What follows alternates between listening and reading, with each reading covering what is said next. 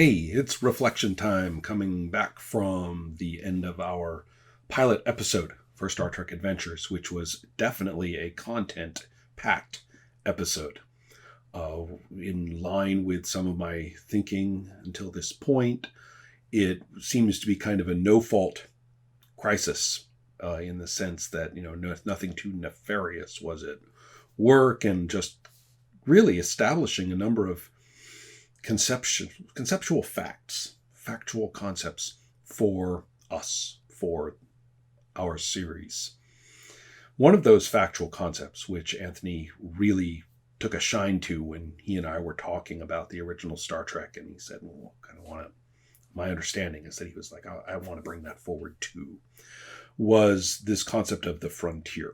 And in the original Star Trek, that's a big deal. I mean, I was thinking a lot about that recently in the fates of the various colonies and laborers and scholars and whatnot that you observe in the first series. Those who came from Earth and went out there, and their prospects are grim. The colonies being lost is very much treated as a default. The working conditions for miners or other laborers are harsh. The facilities that we see, all are brutally industrial and practical looking. And this sense that, you can go out to the stars and whatever the Federation is, you're kind of sponsored by it or they're responsible for you in some way, but that you could get blasted out of existence by heretofore unknown rays, or you could all catch some dreadful virus and, die.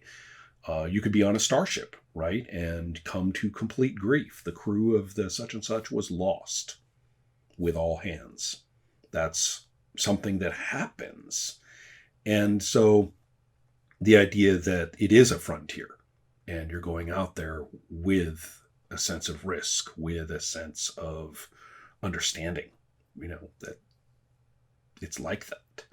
When the Enterprise in the first series encounters something like an asteroid field or dangerous conditions, I mean, the captain may get a report after those scenes of 9 crewmen are lost. So anyway, that, oh yes, and that relates to as well to something that I mentioned in the Trek and Me video, the phrase, the critical phrase, not wagon train to the stars, gunsmoke in space. Another thing that we all, the 4 of us, I think really also were inspired by or shared with one another was the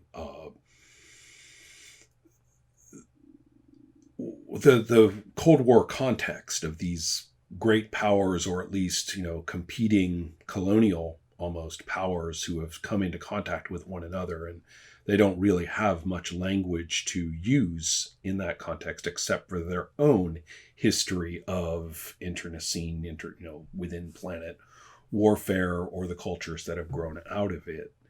And when I say grown out of, I do not mean matured from, I mean developed within.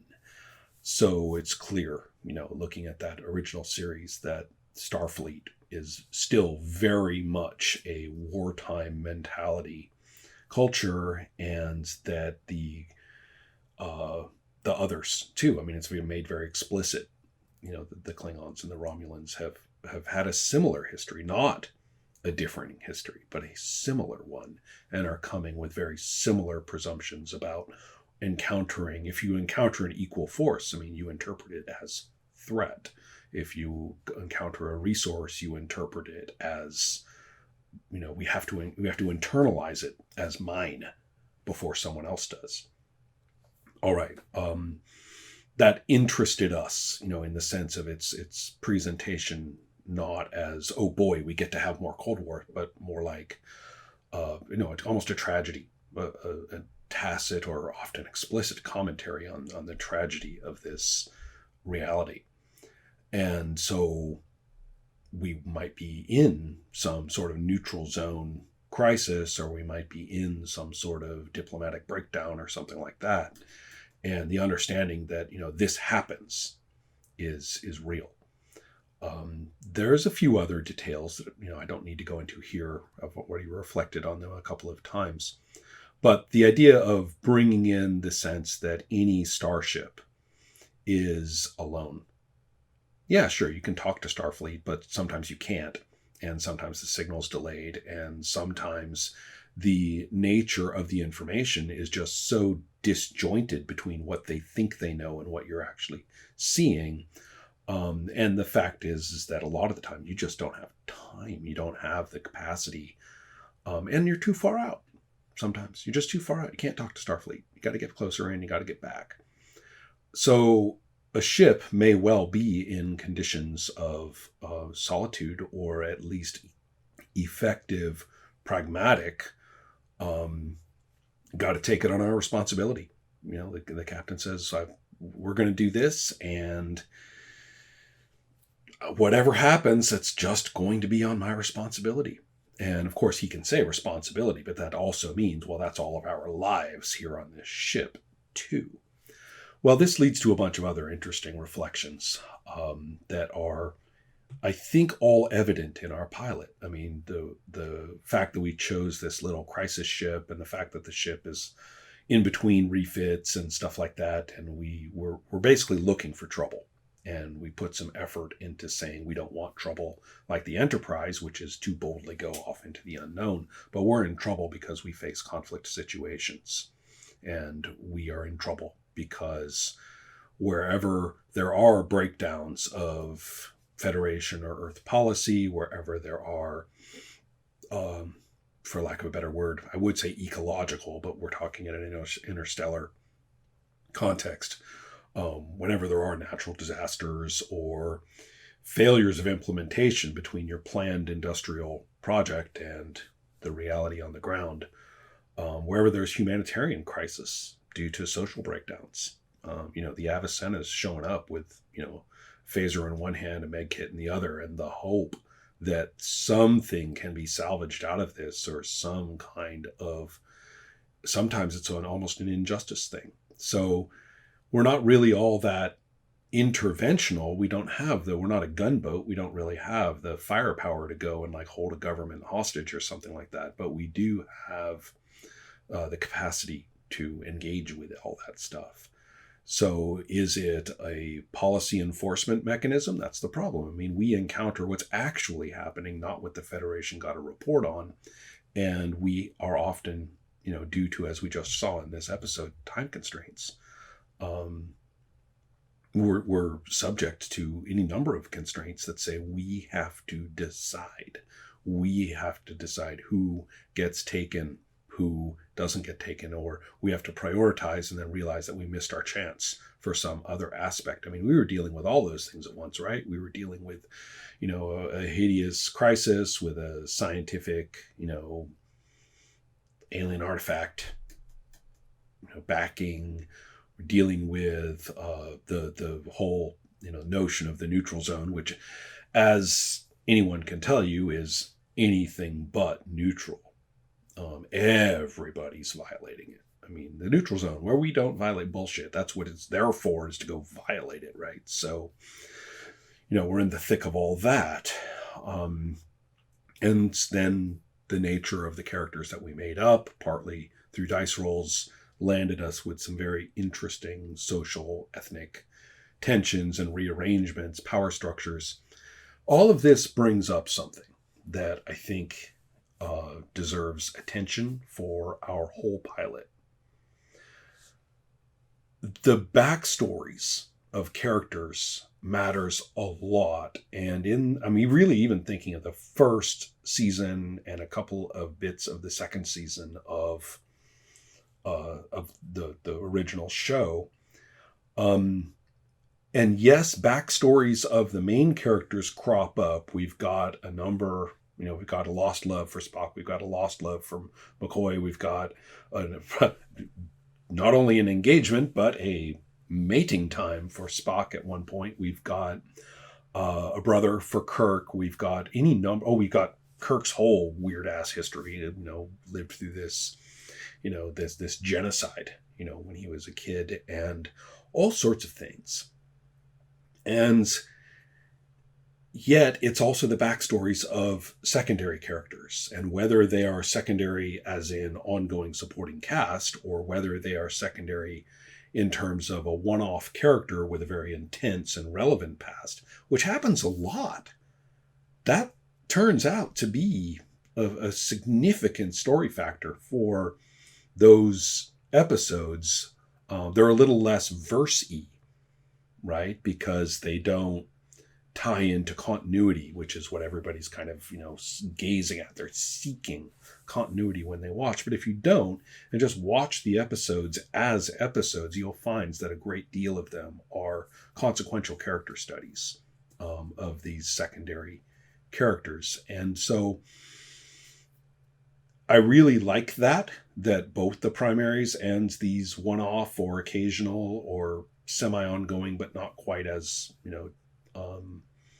prevalent characters, that all of those are frequently a big deal.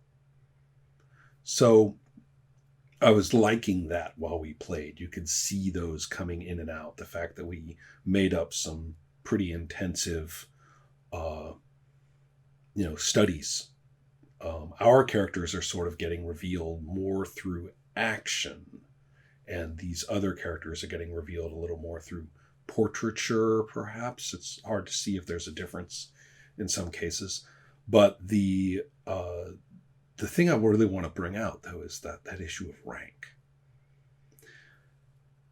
Again, I keep going back to the old show and looking at it, and rank is honored far more in the breach than in the observance.